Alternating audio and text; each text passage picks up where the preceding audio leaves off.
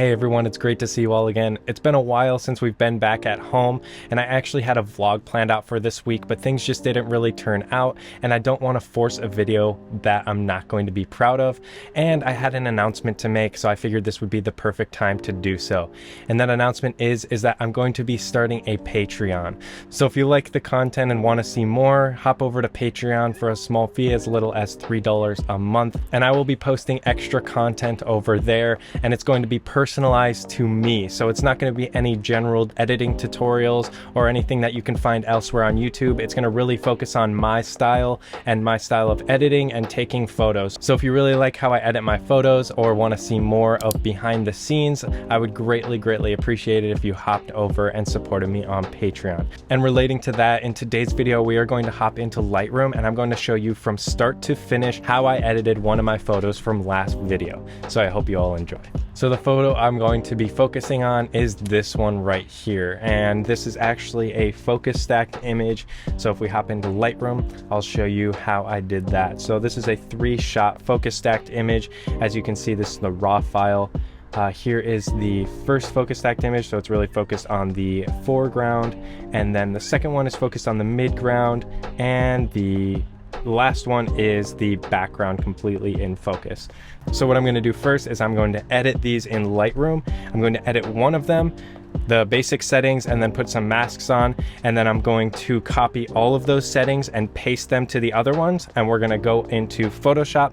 We're going to focus stack those images. I'm going to do some dodging and burning, as well as I probably will put the Orton effect a little bit on this one, and then we're going to bring it back to Lightroom to do the last touch-ups. So let's start. I think the easiest way to do this is I'm going to pick the midground, has the most kind of in focus so we can see what we're doing. If we did the foreground, it would be kind of hard to tell what we were doing because the background's completely out of focus. So we're going to click on the middle photo, and we're going to start off with the crop. So I usually put my vertical images in a 2:3 aspect ratio. I'm gonna want to straighten the horizon for sure, and then I kind of want the rock here to be in the middle, and then have the flowers close to being on the 2/3 lines, and the waterfall also being in the middle. So this one, actually just straightening the horizon, is kind of what I'm gonna go for here. That looks pretty good. The waterfall is coming down at kind of an angle, so the horizon's actually straight right here, and if you're unsure, you can always use this tool to kind of straighten out the horizon. It looks like we got it pretty good there, and maybe a little bit better there. The first thing we're going to do is I'm going to have all of my settings here on the right side in order, so I'm just going to basically go down, and if you want to change them, I believe that the default layout is basic is on the top, lens correction is down here. First thing I do is put on both of these lens corrections. So profile corrections is going to be taking out the vignetting, the natural vignetting that you have on your photo with your lens, and then the chromatic aberration, that's going to take out any defringing, and we can also do that further if you have any, but for this photo it doesn't look like we have any. And I used the Sony FE 16-35 f4 Zeiss lens for this at 16 millimeters, and then I shot this at ISO 100 f10 at 0.8 of a second to really exaggerate that water flow. So again, to switch these around, you're going to double click on, or right click on one of the panels and go to customize development panel, and then you can kind of switch these all around, and that's the easiest way. And then I also have on solo mode, so that is if you have something open and you open another thing, not everything is open at the same time. See the basic drop down menu closed when I open the lens corrections. That's just the simplest way I found out how to do this and to stay the most organized. So first thing I'm going to do, I'm going to go to the basic section, and I'm going to look at the exposure, and it is a bit underexposed. Again, I did that on purpose to kind of preserve the highlights up here a little bit. So I'm going to increase the exposure by a little bit, maybe add some contrast, bring down the highlights quite a bit. As you can see, not too much because I still want that waterfall to pop a little bit. And the biggest thing for this image is that it needs some saturation. It looks a little dull, or vibrance I should say. Saturation tends to work a little bit worse than the vibrant slider. So bring up the shadows just a little bit, bring up the whites, oops, and then bring up the whites, and bring down the blacks. And the thing that I want to think about as I'm editing the basic, but even sometimes before you start editing, is to figure out what you want your image to look like after you're done editing. So really, I wanted the waterfall to obviously be the focus. Down here is a little bit bright, so I'm going to bring that down by not only decreasing the highlight sliders, but I'm actually going to use a vignette, a custom vignette, and also a linear gradient to kind of bring your eye up away from that bottom there. So come down here, I'll increase the texture a little bit, and then I'm going to bring down the clarity to soften the image up a little bit. As you can see, if you don't know what each slider is going to do, you can always just crank it up and then kind of see what it's doing. Obviously we don't want to do that too much, so we're going to bring the texture up a little bit and then bring the clarity down to kind of soften up the entire image, and then bring down the dehaze. Maybe bring down the dehaze to add a little bit more atmosphere into this photo. And then I'm going to increase the vibrance but leave the saturation the same, just because if you look to see what the vibrance does, it increases each color kind of separately, whereas saturation will increase the entire image's saturation as a whole. So do want to add a little bit of vibrance into this. And then we're gonna go, so really quick basic editing work, and then maybe cool this image down just a little bit, kind of like that. And the white balance actually does look pretty good. With a scene like this tends to get a little bit greenwashed, so you might want to add some magenta to it, but this one actually does look pretty good. So as you can see, the midground is tack sharp where the background and the foreground's out of focus, so we're gonna have to focus stack that. But I really like how these flowers were laying here, kind of leading your eye into the waterfall, and then having the foreground element kind of having this swooshing motion into this flower, hitting this flower, and then straight into the reflection of the waterfall. And then we're also gonna maybe add some dehaze and a radial gradient to kind of exaggerate this sunshine up here, because it was shining pretty nicely. And then also I might take out this rock over here. I might clone that out because it's a little bit distracting on the side there, but we'll see when we get there. But we're gonna head down to the tone curve. And for most of these images, I'm just going to do a simple S curve to increase the contrast, and then lift up the tail end to bring up the blacks a little bit to soften everything down, to give it more of a, less of a super digital crunchy look. So if we could see what that did, here's the before and the after, the before and the after. Another thing that I'm going to want to do selectively is to brighten up these sides over here, because I really liked how the salt columns looked on the side of the waterfall, but we'll darken down around here, brighten up as it gets closer to the waterfall. But we're going to do all of those adjustments with the masks and selectively. I tend to do almost more editing with just masks than I do with the global basic sliders, the global sliders as a whole. So another thing I might do is increase the blues of the highlights just a little bit, and then maybe introduce some yellow into the shadows just a tiny bit, just to separate those a little bit, because there clearly is a kind of a blue yellow color contrast going on in this photo. As you can see, this is what the final is going to look like, or the final photo, and here's what we're at now. So if we go into the color mixer, I want to bring out those greens quite a bit more, and then I want less yellow and just more green and blue. So I'm actually going to do the hue first. I'm going to go through the hue. The HSL allows you to kind of target each color and affect each color separately so you can change what you want to do with each color. So I'm going to bring the yellows maybe more towards green, just a little bit. Bring the greens, no, the greens can stay. Maybe a little bit less here. I'm going to bring the luminance down of the yellows as well, just a little bit. And then maybe the luminance of the blue up just a little bit. And then I might also decrease the saturation of the blue selectively, because the waterfall, as you can see looking at it, it looks really, really blue right now, which is great. I want it to have a little bit of a blue hue to it, but I don't want it to be completely blue. So I might do that separately, as well as a little bit of saturation, decrease in saturation in the HSL slider here. And then I think that does look pretty good. Maybe the magenta we can do more towards the pink side, or blue, purple more towards the pink side to target those flowers so they stand out quite a bit. I think that looks pretty good, and actually now that I'm looking at it, looks pretty good there. Okay. And maybe I'll actually bring this up a little bit so we get less of that rock in the foreground and more of the sky, and then crop it down a little bit more. Yeah, I think that looks a little bit better there.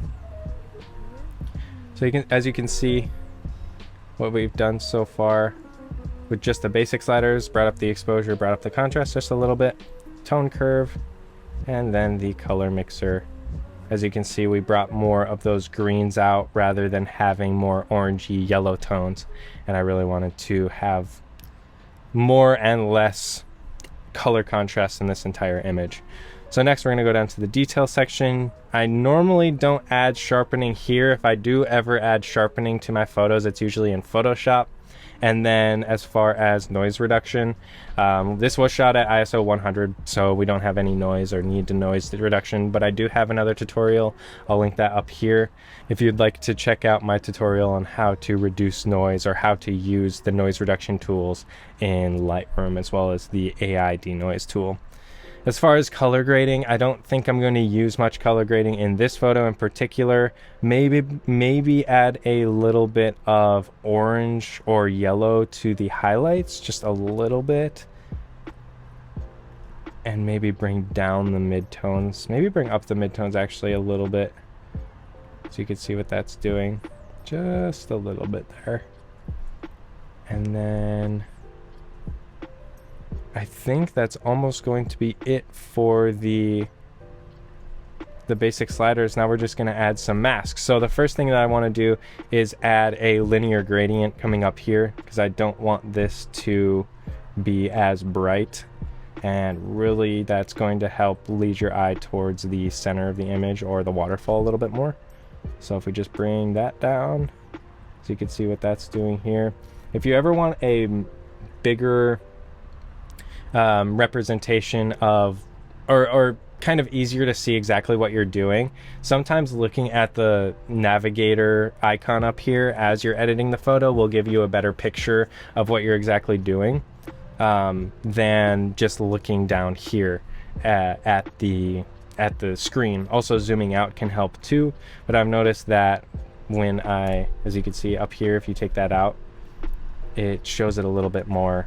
Now if we put that back in, darkens it down just like that. And then I also have my background here as white, but you can also have it as more of a gray or blue, as gray or black as well if you'd like. So then we're going to go over here to the masking section again, and we're going to add a radial gradient. I'm going to fit here. There we go. Radial gradient up here where the sun is, and kind of aim that down towards the waterfall. And we're going to add negative dehaze, negative clarity, and then a positive temperature, and that'll help exaggerate that sun a little bit. As you can see, it creates more of an atmospheric glow where the sun would normally be in your image. Just like that. And then, like I said, maybe desaturate the waterfall just a little bit. Or maybe, instead of desaturating it, one way to cancel out the blues in an image, if you don't want to necessarily desaturate it, is to add warmth. And that tends to work sometimes a little bit better than just desaturating it. So it looks a little bit more natural than just desaturating. So might actually be better off using a brush tool for this, but maybe we'll desaturate this a little bit. Let's see what happens when we go all the way down. Obviously we don't want to do that. And then, because I want it more white than blue, and then maybe add a little bit of mist at the bottom of the falls here, because that's what it was kind of creating. So how you can do that is that you're able to add a radial gradient at the bottom of the falls, and then maybe feather this a little bit more, quite a bit actually, and then add negative dehaze to add a little bit of a mist. And then I might also desaturate or warm that up a little bit as well, just like that. Get less blue in there. And then next we're gonna want to make another radial gradient. And another thing I like to do is to do very subtle dodging and burning in Lightroom. So using this radial gradient to kind of highlight areas you want to focus on, and then also using radial gradients, or like we're going to do after this, is a custom vignette to kind of darken down those edges and really bring your eye into the center of the photo. So I really want these two flowers to kind of pop a little bit more than they are, so I'm going to brighten them up just a little bit, not too much. And then maybe over here as well, brighten them up a little bit, at least this area.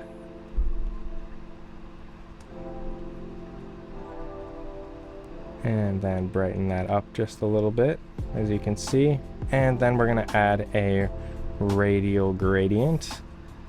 Make a big radial gradient, and then we're going to invert that radial gradient.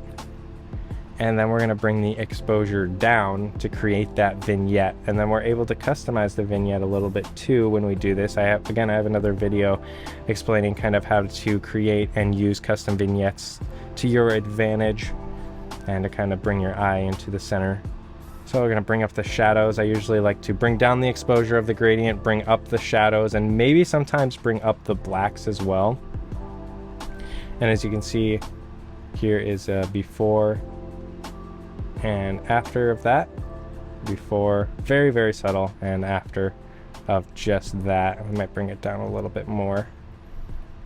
And then I also might bring the saturation back up on the waterfall because it's looking a little bit almost too pale now. We want a little bit of color in there, a little bit of blue, and then might bring some green into that a little bit too, so it's a little bit more natural. Then another thing I want to do is brighten up the salt columns as well as warm up the salt columns to right next to the waterfall. So we're going to create radial gradient is, as you can probably tell, is by far my favorite mask to use. I use it for almost everything, definitely even more than the brush tool, which I know a lot of people use the brush tool quite a bit. We're gonna brighten those up, or at least bring up the shadows, and then we're gonna warm them up a little bit, give it a little bit more color there, and also maybe increase the saturation as well. Okay, so now that we've kind of finished all the basic sliders for now, we're going to come over here to copy, and I'm going to check all, including the masks, copy, and then I'm going to paste these settings to these other images. I'm going to paste them all. And now they should all be completely the same, except for the fact they're all focused at different points. I'm going to select all of them, right click, go up to edit in, and then open as layers in Photoshop. Alright, so now in Photoshop, all of the images are separately in as layers. As you can see, if I turn these off, the first layer is of the background, second layer is of the midground, and the top layer is of the foreground. So I'm just going to hold down shift and right click on the images. I'm going to go to up to edit and then auto align layers, just because of when you focus at different points, there could be a little bit of discrepancy of where things line up. And so after they're auto aligned, we can go up to edit and then auto blend layers, and then we're going to stack images, and then we're going to check seamless tones and curves and content aware fill. And that is basically going to take the sharpest parts of each photo, and it's going to combine them all into one crisp, sharp image. So as you can see, now if we go all the way from the foreground up through the photo to the background, everything is in perfectly sharp focus all the way through the image. And we can actually see what this did if we hide this and then hide these. So it took the background, obviously most of the background from the background layer, it took the midground from the midground layer, and took the foreground from the foreground layer, mashed them all together, and created this focus stacked image. So now we can come up to File and Save, and then we're going to close down Photoshop. As you can see, it'll bring us back into Lightroom with a completely focus stacked image from the bottom all the way to the top. And then I also am going to add a little bit of saturation to those flowers, and then also a bit of dodging and burning to around the flowers. And then I also added a bit more vignette to really bring your eye into the photo. So I hope you all did enjoy this type of tutorial. If you want to see more, please hop over to my Patreon, where I'm going to be diving even deeper into the specific dodging and burnings, maybe even making longer and longer videos that you can skip through with timestamps and follow along through my journey when I'm editing, and also behind the scenes when I'm on location. But other than that, if you could subscribe to my weekly newsletter for weekly updates, I'd be greatly appreciated. For daily updates, if you could like and follow my Facebook page, and those will be interactive posts as well as photography posts. And then if you could pop over to my website, I will be updating my galleries as things come in. But other than that, thank you all so much for watching, and I'll see you in the next one.